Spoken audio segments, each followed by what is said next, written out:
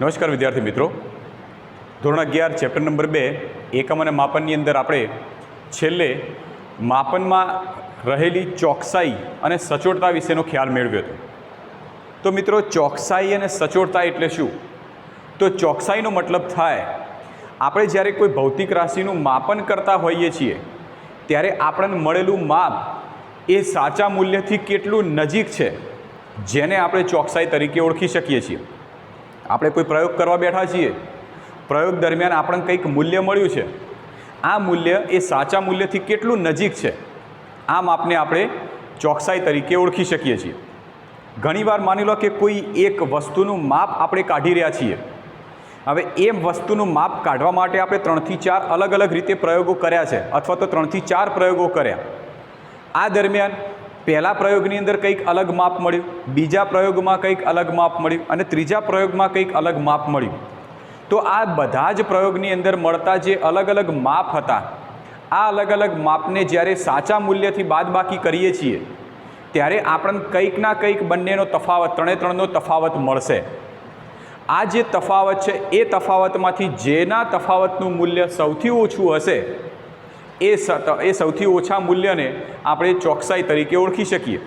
ટૂંકમાં એમ કહી શકો છો કે ચોકસાઈ એટલે આપણે માપેલું માપ એ સાચા મૂલ્યની સાપેક્ષમાં કેટલું છે, અથવા તો બંનેમાં તફાવત કેટલો પડે છે, જેને આપણે ચોકસાઈ તરીકે ઓળખી શકીએ છીએ.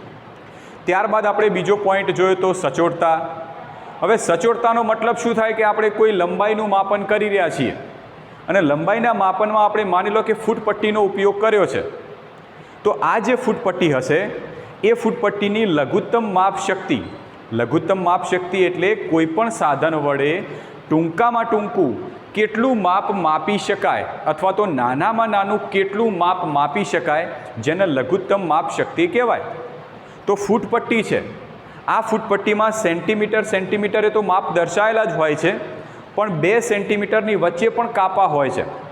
આથી આપણે ફૂટપટ્ટીની મદદથી જ્યારે માપ કાઢીએ છીએ તો એ માપ આપણને પોઈન્ટમાં મળે છે, પણ પોઈન્ટ પછીના એક આંકડા સુધી મળે છે.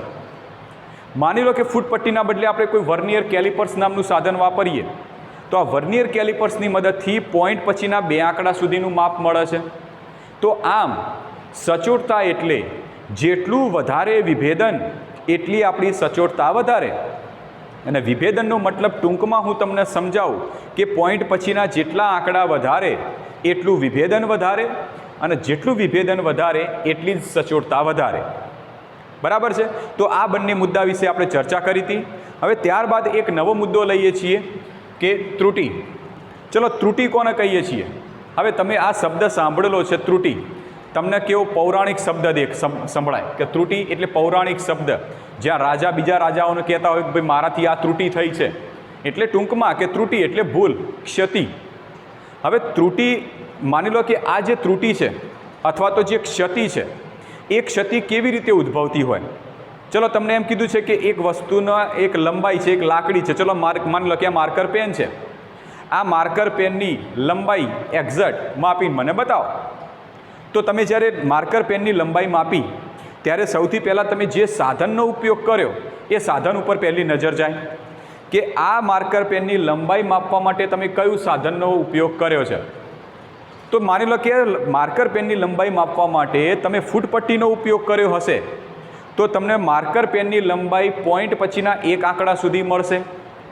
માની લો કે માર્કર પેનની લંબાઈ માપવા માટે તમે વર્નિયર કેલિપર્સનો ઉપયોગ કર્યો હશે તો તમને પોઈન્ટ પછીના 2 આંકડા સુધીનું માપ મળશે. તો કોઈપણ વસ્તુની લંબાઈનું માપ કાઢવા માટે તમે કયું સાધન વાપરો છો એ સાધન સૌથી મહત્ત્વનું છે. માની લઈએ કે આપણે વર્નિયર કેલિપર્સની મદદથી માર્કર પેનની લંબાઈ માપી. હવે જ્યારે આપણે માર્કર પેનની લંબાઈ માપતા હોઈએ ત્યારે આપણે આપણો પ્રયોગ કેવી રીતે કરીએ છીએ? જેમ કે વર્નિયર કેલિપર્સની મદદથી તમે આ છેડા ઉપર રાખીને બીજો છેડો જ્યારે માપતા હોય ત્યારે વર્નિયર કેલિપર્સનો અમુક ભાગ આગળ નીકળી ગયો હોય અથવા અમુક ભાગ પાછળ નીકળી ગયો હોય, એટલે કે જો આપણે પ્રયોગ જે કરીએ છીએ એ પ્રયોગમાં કંઈક ભૂલ આવે તો એ ભૂલના લીધે પણ આ જે માર્કર પેનની લંબાઈ છે એ લંબાઈ સાચી મળતી નથી. ધારો કે જો સાધન આપણે ક્ષતિવાળું વાપરીએ, આપણે ફૂટપટ્ટી વાપરીએ, ચલો ફૂટપટ્ટીની મદદથી માર્કર પેનની લંબાઈ વાપરીએ છીએ, પણ ફૂટપટ્ટી આપણે તૂટેલી વાપરીએ તો, જેમ કે આગળનો 1 સેન્ટીમીટરનો ભાગ છે, આખી ફૂટપટ્ટી હોય પણ આગળનો 1 સેન્ટીમીટરનો ભાગ તૂટી ગયેલો હોય તો, અને હવે તમે ફૂટપટ્ટીની મદદથી તમે જ્યારે આ માર્કર પેનની લંબાઈ માપો તો શું તમને સાચી લંબાઈ મળશે? તો ના. તો જો સાધનમાં ભૂલ હશે તો માપમાં ભૂલ આવશે. બીજી વાત કે જો તમે ફૂટપટ્ટીની લંબાઈ જ્યારે માપતા હોય ત્યારે ઘણીવાર ફૂટપટ્ટી આમ ત્રાસી રાખીને માપતા હોય, ઘણીવાર આમ ઊંચી રાખીને માપતા હોય, તો તમારી પ્રયોગ કરવાની પદ્ધતિમાં ભૂલ હશે તો માપનમાં ભૂલ આવશે. અથવા તો માની લો કે તમે લંબાઈ માપો છો પણ લંબાઈ માપતી વખતે ફૂટપટ્ટીની અંદર જે કાપો દેખાય છે અહીંથી લઈ અહીંયા સુધીનું જ્યારે તમે મૂલ્ય માપતા હોય તો એવા વખતે ફૂટપટ્ટીમાં સામે જે નંબરનો કાપો છે એ વ્યવસ્થિત તમને દેખાતો ના હોય તો તમારી અંદર આ જે લંબાઈનું માપન છે એમાં પણ ભૂલ આવી શકે. તો ભૂલ અથવા તો ત્રુટિ એ વાસ્તવમાં સાધનની ભૂલના લીધે, જે સાધનની મદદથી માપો છો એના લીધે પણ આવે છે. તમારી પ્રયોગ કરવાની પદ્ધતિ વ્યવસ્થિત ના હોય તો એના લીધે પણ ત્રુટિ આવી શકે છે. અથવા તો તમે જે સાધનની મદદથી લંબાઈનું માપન કરો છો તો તમારી અંદર કંઈક ક્ષતિ હોય, તમને જો વ્યવસ્થિત દેખાતું ના હોય તો તમારી કંઈક ભૂલ હોય તો એના લીધે પણ લંબાઈમાં ભૂલ આવી શકે છે. તો આમ ભૂલ એટલે અથવા તો ત્રુટિ એટલે તમે જ્યારે કોઈ વસ્તુનું માપન કરતા હોય ત્યારે જો તમે ચોકસાઈ ના રાખેલી હોય, અંદર કંઈક ના કંઈક અચોકસાઈ રહી ગયેલી હોય તો જેના લીધે અંદર કંઈક ભૂલ ઉત્પન્ન થાય છે, જે ક્ષતિ ઉત્પન્ન થાય છે, જેને આપણે ત્રુટિ તરીકે ઓળખીએ છીએ. તો સિમ્પલ વ્યાખ્યા છે કે ભૌતિક રાશિનું તમે જ્યારે માપન કરતા હોય ત્યારે એમાં રહેલી જે અચોકસાઈ, તમને ચોકસાઈથી તમને લંબાઈનું માપન કરવાનું કીધું છે પણ તમે અચોકસાઈ રાખી છે, તમે વ્યવસ્થિત ફૂટપટ્ટી ગોઠવી ના હોય અથવા તો વ્યવસ્થિત રીતે એનું રીડિંગ ના લીધું હોય, તમારા રીડિંગ જોવામાં ભૂલ હોય તો આ બધી અચોકસાઈ કહેવાય. અને આ અચોકસાઈના લીધે જે ક્ષતિ ઉત્પન્ન થાય એને આપણે ત્રુટિ તરીકે ઓળખીએ છીએ. ક્લિયર? હવે બીજો પ્રશ્ન છે કે તે સંપૂર્ણ નાબૂદ કરી શકાતી નથી પરંતુ અસર ઘટાડી શકાય છે. એટલે કે માની લો કે આ તમે લંબાઈનું માપન કરી રહ્યા છો. હવે આ લંબાઈના માર્કર પેનનું જ્યારે તમે માપન કરતા હોય લંબાઈનું, તો આ માર્કર પેનના લંબાઈના માપનમાં પહેલું જ્યારે તમે માપ લીધું તો તમને ભૂલ ભરેલું લાગ્યું, તો બીજી વારમાં તમે થોડું ચોકસાઈથી માપવાનો પ્રયત્ન કર્યો પણ એક્ઝેક્ટ જે મૂલ્ય છે એ એક્ઝેક્ટ મૂલ્ય આવવાને બદલે એક્ઝેક્ટ મૂલ્યની આજુબાજુનું મૂલ્ય આવે છે. ત્રીજી વખતે ફરીથી પ્રયોગ કર્યો અને ફરીથી જ્યારે તમે લંબાઈનું માપન કરવાનો પ્રયત્ન કર્યો તો પણ તમારું જે મૂલ્ય છે એ એક્ઝેક્ટ સાચા મૂલ્યની નજીકનું મૂલ્ય હશે પણ એક્ઝેક્ટ સાચું મૂલ્ય નહીં આવે. એટલે કે ત્રુટિ ક્યારે પણ નાબૂદ નહીં થતી. પણ હા, તમે જો ચોકસાઈ વધારી દો, તમારી માપનની અંદર ચોકસાઈ વધારી દેશો તો તમે આસાનીથી ત્રુટિ ઘટાડી શકવાના છો. તો આમ કહી શકાય કે ત્રુટિ છે સંપૂર્ણ નાબૂદ નહીં થતી, હા, પણ તમે એની અસર ઘટાડી શકો છો, ત્રુટિ તમે ઘટાડી શકો છો. એની ચોકસાઈ, ત્રુટિ જોવાની જે ચોકસાઈ છે ચોકસાઈ તમે વધારી શકશો. વ્યવસ્થિત વધારે ચોકસાઈથી તમે પ્રયોગ કરશો એટલે આસાનીથી ત્રુટિ ઘટી જવાની છે પણ ત્રુટિ કદી પણ નાબૂદ થતી નથી. હવે ત્રુટિના બે પ્રકાર પડે છે, એક છે વ્યવસ્થિત ત્રુટિ અને બીજી છે અવ્યવસ્થિત ત્રુટિ. વ્યવસ્થિત, હવે વ્યવસ્થિત ત્રુટિનો મતલબ શું થાય કે જે ઉદ્ગમ, તમને ખબર છે કે આમાંથી ત્રુટિ ઉત્પન્ન થાય છે, કોઈ એક સાધન તમારી પાસે છે, એ સાધનથી ત્રુટિ ઉત્પન્ન થાય છે, એનું ઉદ્ગમ તમે જાણો છો અને એના લીધે જે ત્રુટિ ઉત્પન્ન થાય એને વ્યવસ્થિત ત્રુટિ કહેવાય. સમજ્યા? ચલો ઉદાહરણ લઈએ. માની લો કે ઘણા લોકોના ઘરની અંદર જે ઘડિયાળ હોય છે એ ઘડિયાળ ઘણાની આગળ હોય તો ઘણાની પાછળ હોય છે.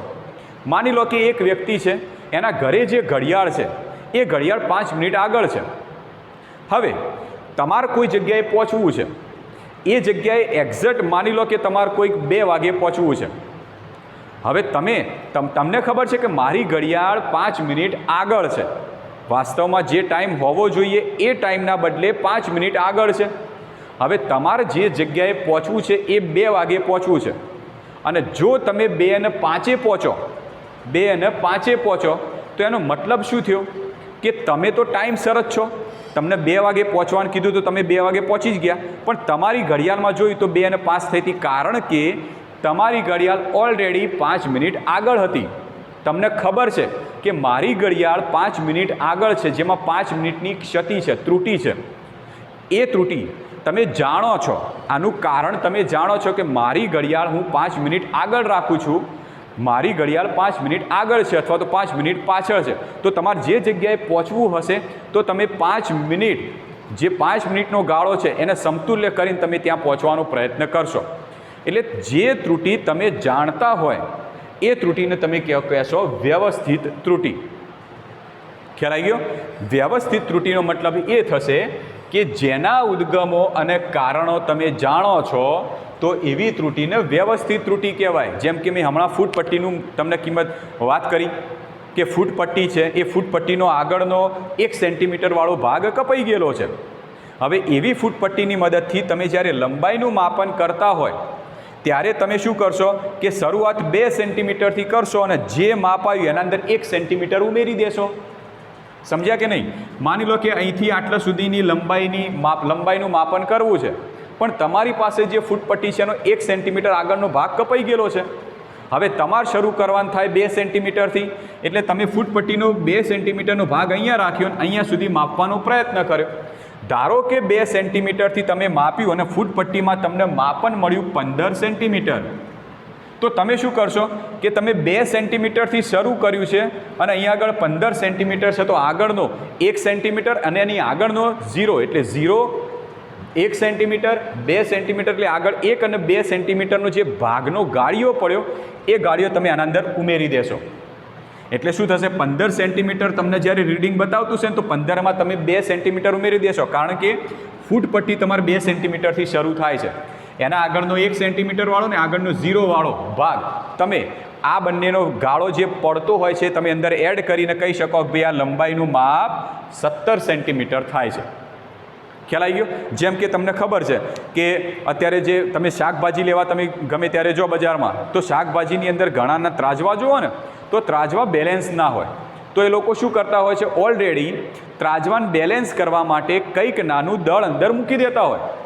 નાનું કંઈક દળ મૂકી દીધું, પછી જ્યારે એ વસ્તુનું તમે લીધેલી શાકભાજી છે એનું તમે દળ કરશો તો તમે કહેશો કે ભાઈ અંદર ઓલરેડી 50 ગ્રામ તમે મૂકી દીધેલું છે. ત્રાજવા છે, બેલેન્સ રહેતા નથી, બેલેન્સ કરવા માટે એક ભાગમાં પલ્લામાં 50 ગ્રામ તમે મૂકી દીધું છે. બરાબર? હવે તમે કોઈ શાકભાજી લીધી ને બીજા પલ્લાની અંદર મૂકી અને એ પ્રમાણે વજન કર્યું તો પેલામાં 50 ગ્રામ તો હતું જ, બીજું 500 ગ્રામ અને કિલો અંદર ઉમેરાયું. તો હવે તમે એમ ના કહી શકો કે આ શાકભાજીનું કુલ વજન 1 કિલો 500 ગ્રામ અને ઉપર 50 ગ્રામ એટલે 1 કિલો અને 550 ગ્રામ છે, એમ ના કહી શકો, કારણ કે 50 ગ્રામ એ ત્રાજવાનું બેલેન્સ કરવા માટે તમે કીધેલું હતું, માટે 50 ગ્રામ તમે કાઢી નાખો છો. ખબર પડી ને? 50 ગ્રામ તમે કાઢી નાખશો એટલે હવે તમે કહેશો કે ભાઈ આ શાકભાજી 1 કિલો અને 500 ગ્રામની થઈ. તો આમ આવી ત્રુટિ તમને ખબર છે કે તમારા સાધનમાં કંઈક ભૂલ પડેલી છે, તમારા સાધનમાં ઓલરેડી કંઈક ભૂલ છે અને એ નિવારવા માટે તમે ઓલરેડી તમને ખબર છે કે ભાઈ મારી ઘડિયાળ 5 મિનિટ આગળ જ છે, જે ત્રાજવું છે એના અંદર મારે 50 ગ્રામ ઓલરેડી એડ જ કરેલું છે, તો જ્યારે તમે એનું માપન કરશો તો એટલું મૂલ્ય તમે એમાંથી કાઢી નાખશો. એ તમે એનું ઉદ્ગમ જાણો છો, જે તમે વસ્તુ જાણતા હોય એના લીધે જે ત્રુટિ ઉત્પન્ન થાય એને વ્યવસ્થિત ત્રુટિ કહેવાય. બરાબર? બીજો પોઈન્ટ છે કે તે ધન અથવા ઋણ હોય. જેમ કે ઘડિયાળ છે, ઘડિયાળ 5 મિનિટ આગળ છે. હવે 5 મિનિટ આગળ હોય, તમારી ઘડિયાળમાં માની લો કે અત્યારે 10 અને 5 થયા છે, તમારી ઘડિયાળ ઓલરેડી 5 મિનિટ આગળ છે. બરાબર? તો આ ઘડિયાળ ઓલરેડી 5 મિનિટ આગળ હોય તો એમ કહી શકાય કે વાસ્તવમાં અત્યારે 10 જ વાગ્યા છે, કારણ કે મારે 5 મિનિટ આગળ છે. ચલો ઘડિયાળ હજી ચાલુ છે અને ધારો કે તમારી ઘડિયાળમાં 12 અને 15 થઈ છે, તો વાસ્તવમાં કેટલો સમય થયો હશે? તો કહી શકો કે ભાઈ મારી ઘડિયાળ 5 મિનિટ આગળ છે તો 12 ને 10 થઈ હશે. તો ઓલરેડી તમે શું કરશો કે તમારું જે રીડિંગ હશે એમાંથી 5 મિનિટ બાદ કરી દેશો. આ તમારી ઘડિયાળનું રીડિંગ અને આ છે સાચું રીડિંગ. તમારી ઘડિયાળ 10 અને 5 બતાવે છે, જ્યારે ઓરિજિનલ ટાઈમ 10 વાગ્યાનો થયેલો છે, તો તમે શું કરશો? 5 મિનિટ માઇનસ કરી દેશો. જો તમારી ઘડિયાળમાં 12 અને 15 થશે તો તમને ખબર પડી જશે કે વાસ્તવમાં 12 અને 10 થઈ છે. કેમ? કારણ કે 5 મિનિટ બાદ કરી દેશો. તો આમ ઘડિયાળ ઓલરેડી જો 5 મિનિટ આગળ હશે અને મૂળ સમય સાથે કમ્પેર કરશો તો તમે 5 મિનિટ બાદ કરી જશો, તો આ મૂલ્ય બાદ કરો છો તો તમને ખબર પડી ગઈ કે મારે બાદ કરવાનું થશે. તો હંમેશ માટે તમે એમાંથી 5 મિનિટ બાદ કરી જ જશો. બરાબર છે. એટલે ક્યાં તો એ ત્રુટિ ધન હશે અથવા તો ઋણ હશે. જેમ કે વજનની આપણે ત્રાજવાની વાત કરીએ તો ત્રાજવામાં 50 ગ્રામ તમે વધારાનું મૂકી દીધું છે. હવે એ વધારાનું મૂકશો ને જ્યારે શાકભાજી તમે તોલશો ત્યારે શાકભાજીનું તમને આમ દળ બતાવશે 1 કિલો 550 ગ્રામ, પણ તમને ખબર છે કે ત્રાજવાન બેલેન્સ કરવા માટે મેં 50 ગ્રામ ઉમેર્યું છે, જે મારે બાદ કરવું પડશે. તો દર વખત માટે તમે બાદ કરી જશો. તો આ ત્રુટિ ક્યાં તો બાદ કરશો ક્યાં તો તમારે ઉમેરવું પડશે. પણ બાદ અને ઉમેર વારે ઘડીએ કરવું નહીં પડે. જેમ કે ઘડિયાળ તમારી 5 મિનિટ આગળ હોય તો થોડો સમય પછી 5 મિનિટ પાછળ પડે એવું નહીં. 5 મિનિટ આગળ હશે તો તમે 5 મિનિટ આગળનું જ તમને રીડિંગ બતાવશે, પાછળ નહીં પડે. સમજ્યા કે નહીં? તમારી ઘડિયાળ 5 મિનિટ આગળ હોય તો 5 મિનિટ આગળનું જ રીડિંગ બતાવશે. એ 5 મિનિટ પાછળ પડવા નહીં, આગળ કે પાછળ થવા નહીં. ક્યાં તો આગળ જ રહેશે ક્યાં તો પાછળ જ રહેશે. માટે આવા પ્રકારની ત્રુટિ ધન હશે અથવા તો ઋણ જ હશે. મૂલ્ય તમને વધારે મળશે અથવા તો ઓછું જ મળવાનું છે. એ કદી પણ એકી સાથે ધન કે ઋણ થશે નહીં. તમે માપન કર્યું તો ઘડિયાળ હાલ 5 મિનિટ પહેલાં 5 મિનિટ આગળ હતી તો પાછી તમને અડધો કલાક પછી તમે માપ્યું તો 5 મિનિટ પાછળ પડી ગઈ, એવું નહીં થાય. આગળ હશે તો ઘડિયાળ આગળ જ રહેશે અને પાછળ હશે તો પાછળ જ રહેવાની છે. બરાબર છે. તો ક્યારેય પણ એકી સાથે ધન કે ઋણ હશે નહીં. હવે નોર્મલી આ ત્રુટિના ઉદ્ગમ કયા છે? આવી ત્રુટિ કયા કારણોના લીધે ઉદ્ભવે છે? તો આ ત્રુટિના ઉદ્ગમ કયા છે? તો સાધનની ત્રુટિ પહેલી ત્રુટિ. તો સાધનના લીધે જે ત્રુટિ ઉદ્ભવતી હોય છે એ વ્યવસ્થિત ત્રુટિમાં આવતી હોય છે. ચલો કેવી રીતે? તો સાધનની ત્રુટિમાં શું કે તે સાધનની ક્ષતિ કે સાધનના સ્કેલના ખામીયુક્ત અંકનના કારણે ઉદ્ભવે છે. કોઈ સાધન તમે લીધેલું છે તો સાધનમાં જો ઓલરેડી કંઈક ક્ષતિ હોય તો એ ક્ષતિના લીધે ઉદ્ભવતી ત્રુટિ એ વ્યવસ્થિત ત્રુટિમાં આવશે. સિમ્પલ ચલો વિચારીએ. માની લો કે તમે વજન કરવા માટે વજન કાંટા ઉપર ઊભા છો. બરાબર. હવે વજન કાંટા ઉપર જ્યારે તમે ઊભા નહીં રહેતા એવા વખતે વજન કાંટાનો જે કાપ છે એ 0 ઉપર આવવો જોઈએ. બરાબર. પણ માની લો કે સાધનમાં કંઈક પ્રોબ્લેમ છે અને 0 ઉપર આવવાને બદલે કંઈક ધારો કે 1-2 ગ્રામ અથવા તો 1 kg કે 2 kg આગળ બતાવે છે. તો માની લો કે 1 kg વધારે આગળ બતાવે છે. વજન કાંટો જે હોય છે વજન કાંટો આમ તો 0 બતાવે અને તમે એના ઉપર ઊભા રહો તો જ તમને પરફેક્ટ તમારું વજન મળે. પણ માની લો કે વજન કાંટાની અંદર એ સાધનમાં કંઈક ભૂલ આવી છે, સાધનમાં કંઈક ક્ષતિ આવી છે અને સાધનમાં જે એનો માપ છે એનો આંક છે એ 0 ઉપર રહેવાને બદલે 1 ઉપર રહે છે. હવે આવા સાધન ઉપર તમે ઊભા રહીને તમારું વજન માપશો અને તમારો આ જે આંક છે એ જો 65 kg ઉપર બતાવતો હશે 65 kg ઉપર તો શું તમારું દળ વજન 65 kg છે એમ કહેશો તમે? ના, કારણ કે ઓલરેડી એ કાપ હતો એ 1 ઉપર હતો અને હવે તમે જ્યારે એના ઉપર ઊભા રહેશો અને કાપ જો 65 ઉપર બતાવતો હશે તો તમારું ઓરિજિનલ વજન બનાવવા માટે ઓલરેડી 1 એકમ આગળ હતો તો તમારે આમાંથી 1 એકમ બાદ કરવો પડશે તો 64 kg તમારું વજન થાય. તો આમ સાધનની અંદર જો ક્ષતિ હોય તો એના લીધે જે ત્રુટિ ઉત્પન્ન થાય એને સાધનની ત્રુટિ કહેવાશે. બરાબર. ત્યારબાદ છે પ્રયોગ પદ્ધતિના કારણે ઉદ્ભવતી ત્રુટિ. હવે પ્રયોગ પદ્ધતિના કારણે એટલે કેવી રીતે? માની લો કે 2 વ્યક્તિ છે. હવે બંને વ્યક્તિ રહ્યા એ બંને વ્યક્તિને એક જ જાતનો પ્રયોગ કરવાનો કીધો. એક વ્યક્તિએ જે પ્રયોગ કર્યો છે એના અંદર કંઈક અલગ રીડિંગ મળ્યું. બીજા વ્યક્તિએ જ્યારે પ્રયોગ કર્યો તો એને કંઈક અલગ રીડિંગ મળ્યું.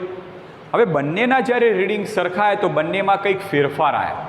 હવે ફેરફાર ઉદ્ભવવાનું જ્યારે કારણ જોયું ત્યારે ખબર પડી કે બંને જ્યારે પ્રયોગ કર્યા તો બંનેના પ્રયોગમાં કંઈક અલગ અલગ તફાવત હતો.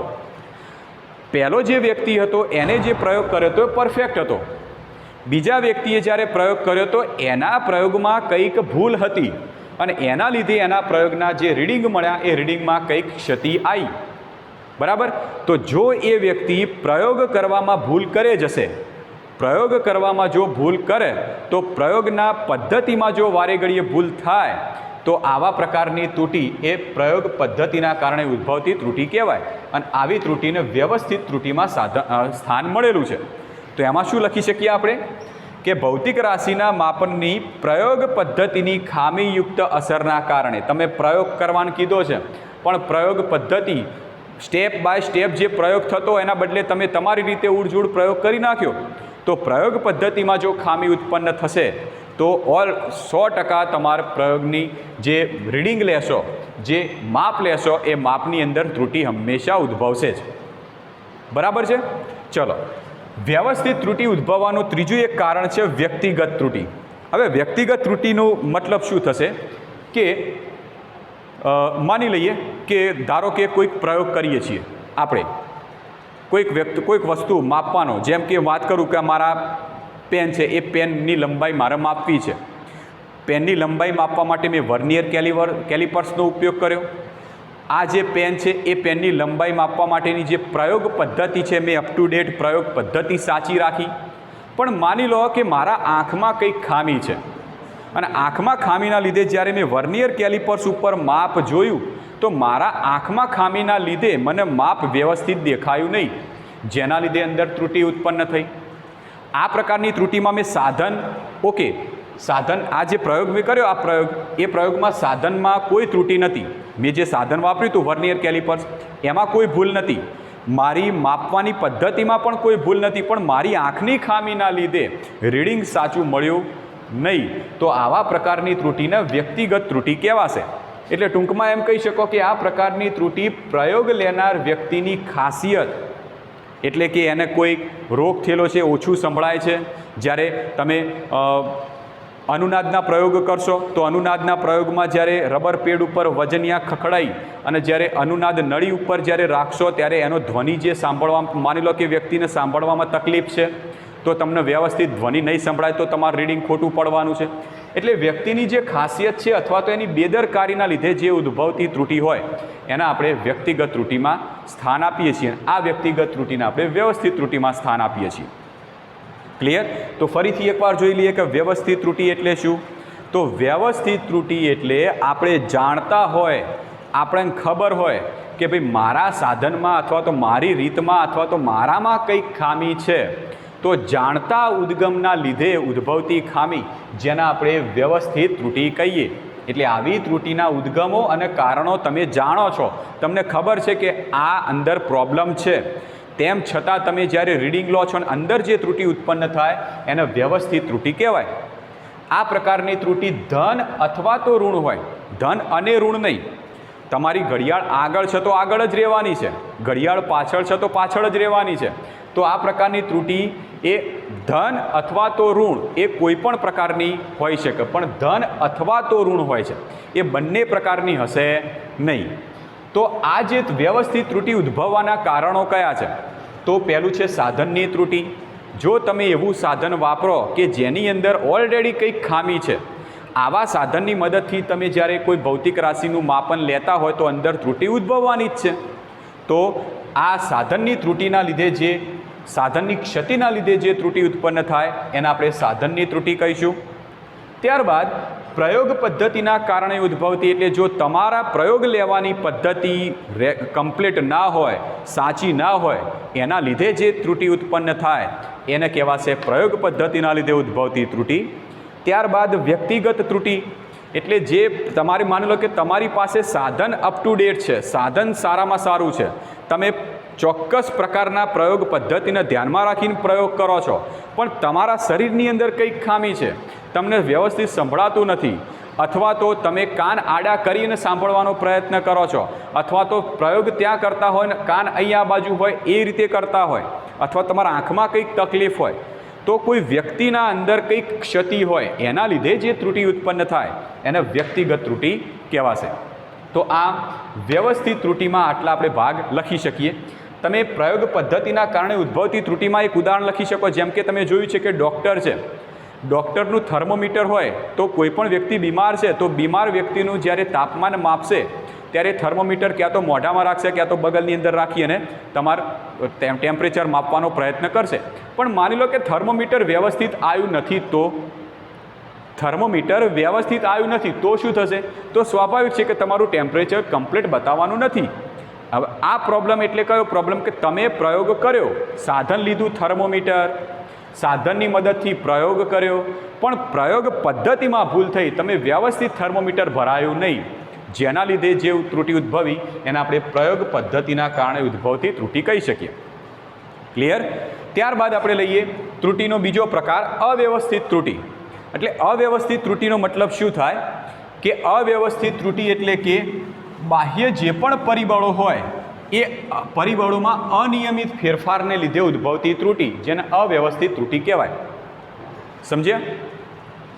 જે પણ બાહ્ય પરિબળો હોય અને એ બાહ્ય પરિબળોના અનિયમિત ફેરફારને લીધે ઉદ્ભવતી ત્રુટિ.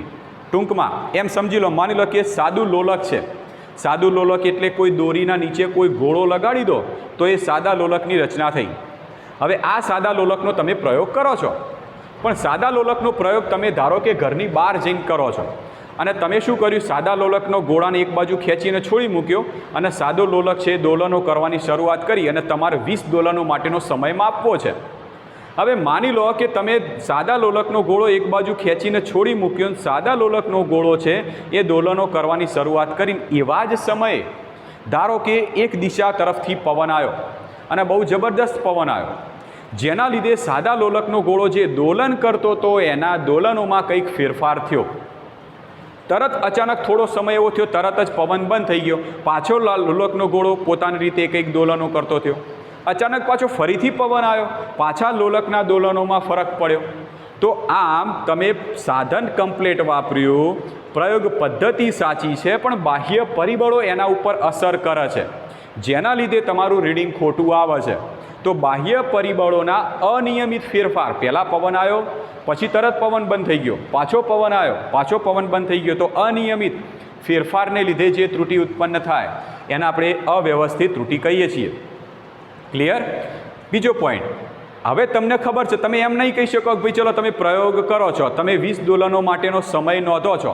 હવે તમે એવી તો આગાહી કરી શકવાના નથી કે હું જે પ્રયોગ કરું છું એના 20 દોલનો થઈ જાય ત્યાં સુધી પવન નહીં આવે. એવી તમે આગાહી કરવાના છો? ના, તમને ખબર જ નથી કે તમારા પ્રયોગ દરમિયાન ક્યારે પવન આવ્યો અને ક્યારે પવન બંધ થઈ ગયો, એની તમને કોઈ જ બાબતની જાણ નથી. તો આવા પ્રકારને તેમાં આગાહી ન કરી શકાય તેવા પરિબળો અસર કરે છે, જેમ કે પવન, અથવા તો તમે તાપમાનને લગતો કોઈ પ્રયોગ કરો છો.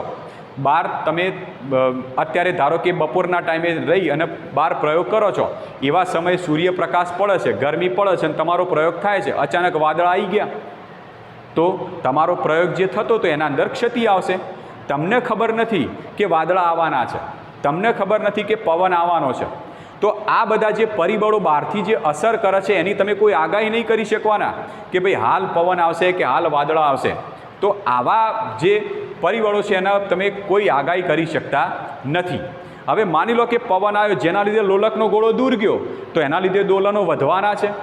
અથવા તો ધારો કે પવન આવ્યો એવા સમયે લોલકનો ગોળો આમ આવે છે તો એનો અવરોધ કરશે, તો દોલનો ઘટવાના છે.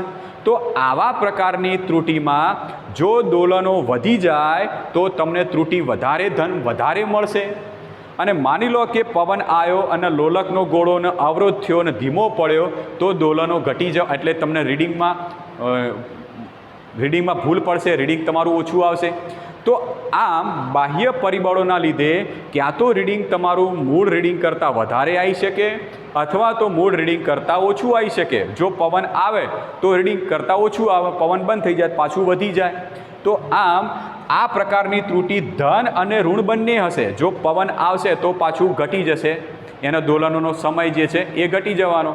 જો ધારો કે પવન એનો બંધ થઈ જશે તો પાછો સમય વધી જશે, તો ક્યાં તો મૂલ્ય ધન પણ આવશે ક્યાં તો ઋણ પણ આવશે. તો આવા પ્રકારની ત્રુટિમાં મૂલ્ય ધન કે ઋણ બંને હોઈ શકે છે.